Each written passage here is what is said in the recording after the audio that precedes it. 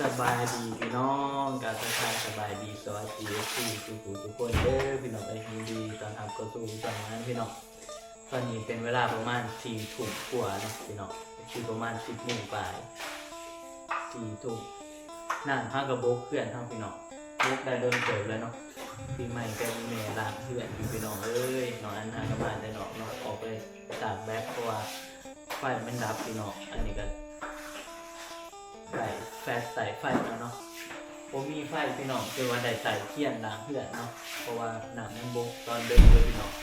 ถ้าสิล้างมือใหม่ก็แบบว่าอย่างบกมีน้ำล้างเนาะแต่นี่มันแบบบกไม่ได้ดิพี่น้องเหลือแต่หนังที่มันยังขาดเนาะเอากระลางข้าวอะไรพี่น้องล้างติดตรงขี้ดินออกเนาะมืออื่นกันถ้ามันว่าไฟมากก็คือได้เปิดน้ำล้างดีๆเห็นไหมพี่น้องจะได้มันก็ต้องได้ล้างน้ำดีๆอยู่แล้วเนาะตอนนี้ก็กำลังล้างพี่น้องกำลังเอาขี้ต้มออกเนาะใส่ไล่เติบเลยพี่น้องไปเดี๋ยวหน่อยมีผ้าเบิ่งน้ำ5 กระบอกประมาณ3 ถุงมั้งเดี๋ยวสิผ้าพี่น้องเบิ่งก่อน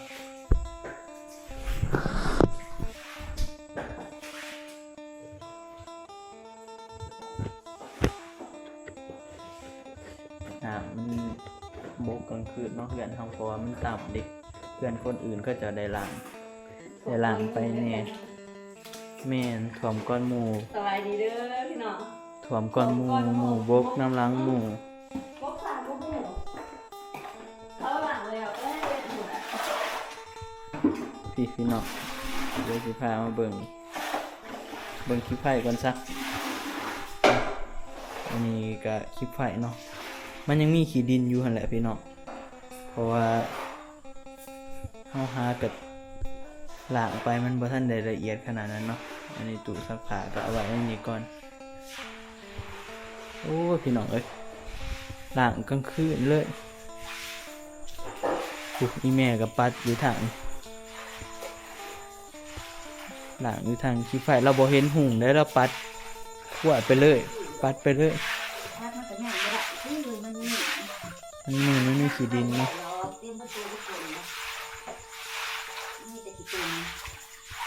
อาบน้ำก็ไข่อยู่ดอกมันมีพอได้อาบอยู่น้ำมันสบายแล้วพี่น้องว่าจะน้ำบกมันก็ไข่แน่แหละพี่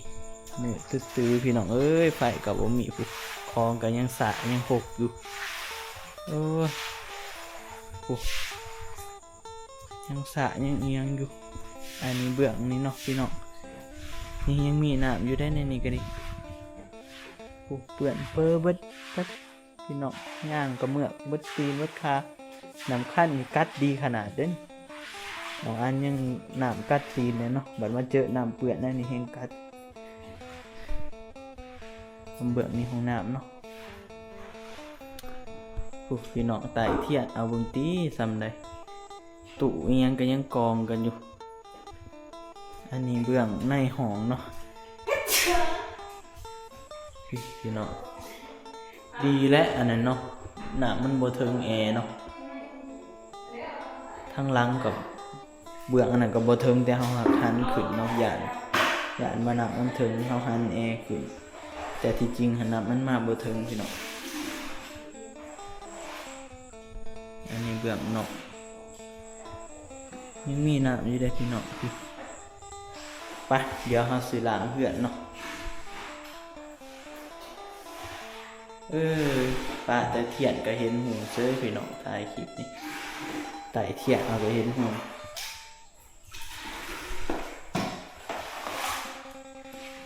เขาตักใส่ฟุกแนวนี้พี่น้อง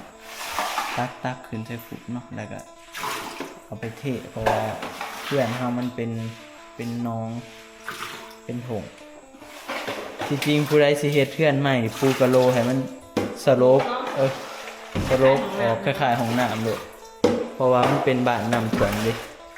ขอยานเพื่อนอันนั้นแล้วก็ปูเนี่ยนี่เด้อเห็นแล้วหลังง่ายเพื่อนไทยเพื่อนน้องเปาะฮะเพื่อนอันนั้นฮะเพื่อนกลางเห็นเขาหลังอะไรแบบเขาน้ำใส่ได้หมดเลยเนาะเขาเทน้ำใส่เลยเขาน่าจะปูสโลปบ่เขาคือหลังเทียนง่ายจ้ะ แต่เขาผัดได้ล้างเซเว่นพี่น้องเอ้ยเหือนเขาจะเนาะอันนี้ทำหมดตื่นตาแล้วเหือนทำบ่มีไฟอีกเบื่อยังเปื่อนดิไปพี่น้องเดี๋ยวเราสิล้างเหือนให้มันแล้วก่อนมันเอาไฟออกก็บ่เห็นหัวบ่ได้มาเบิ่งเบื้องนี่ซะนี่ทางนอกพี่น้องไก่ก็ยังมานอนในนี่มันเคยมานอนแต่มันขี่มันได้สิจูตุเดี๋ยวเราจับมันไปทางอื่น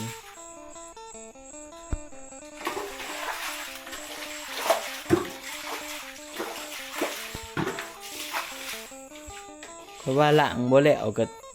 มื้ออื่นเปิดน้ำล้างมันก็สิเป็นได้ปะมันสิแข็ง แล้วดอกมื้อนี้หันหาร่างมาให้สิต้มนี่อดอยู่ดี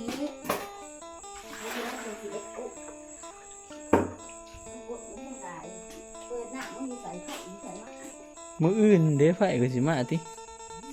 มื้ออื่นบ่มาก็เฮาก็ล้างอันนี้คือเก่าน้ำมันก็อยู่จังซี่คือเก่าคือว่าสิล้างให้มันแล้วเลยบ่พุ่นแล้วตี3พุ่นแล้ว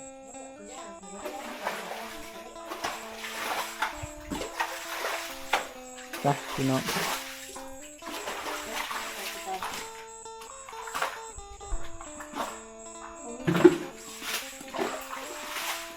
เดี๋ยวล้างให้มันอันนี้ก็เนาะให้มันสะอาดกว่านี้ก็สิตัดน้ำออกก็พี่น้อง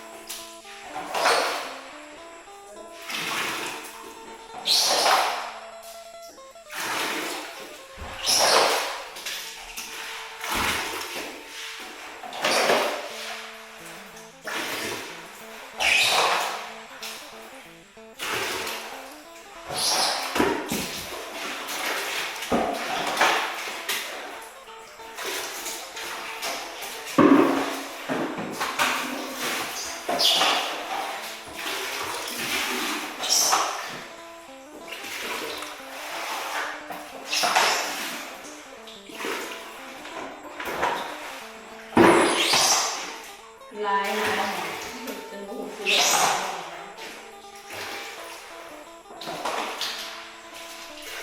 ทุกปีพี่น้อง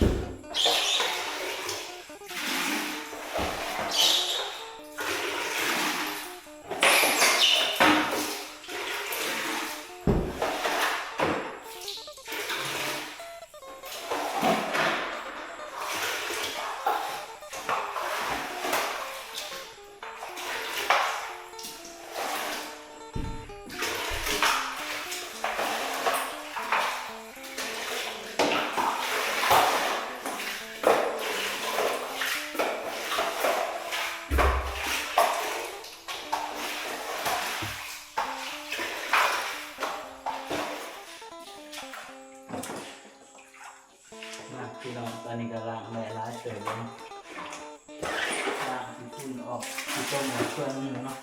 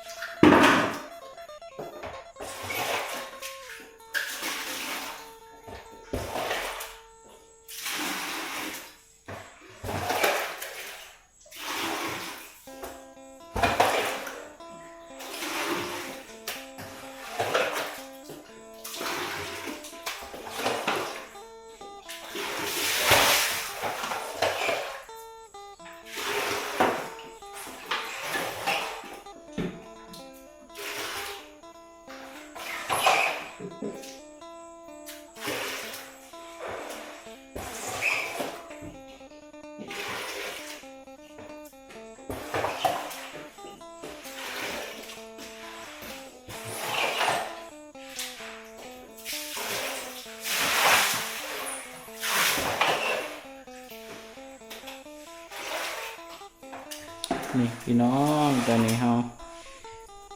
ล้างไปกับไข่เน่ไปหลายเติบเนาะล้างซุ่มมันเป็นขี้ต้มออกนี่ก็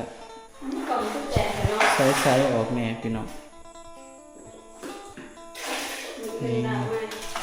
มื้อเฮาก็ยังสิเปิดน้ำล้างใหม่อีกเนาะ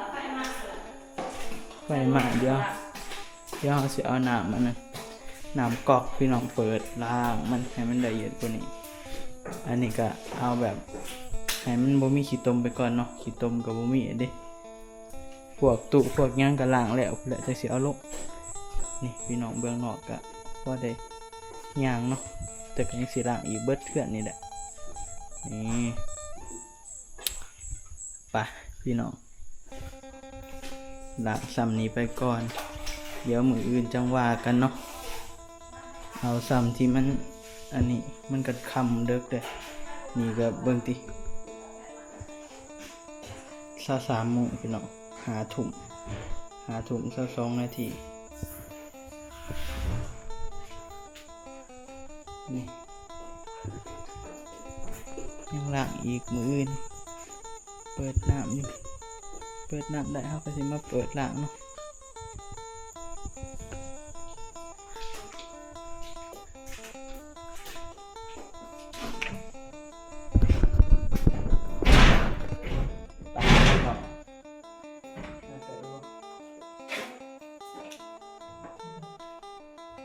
น้องอันก็ยังสิว่าสิออกไปนอกอีกเนาะเพราะว่าบางแดงนี้น้องอันออกไปสากแบตโทรศัพท์กับ power bank ใบเนาะย่านว่าไฟมันสิดับมื้ออื่นอีกก็เลยไปสากไว้ก็ได้ถ่ายคลิปมื้ออื่นพี่น้องไปสำหรับคลิปนี้ก็สิได้จบเพียงส่ำนี้แล้วเด้อขอบคุณขอบใจ FC เบิร์ดทุกคนพี่น้องเดี๋ยวเอาไว้พบกันใหม่คลิปหน้าสำหรับคลิปนี้ขอตัวลาไปก่อนก็กล่าวคำว่าสบายดีพี่น้องบ๊ายบาย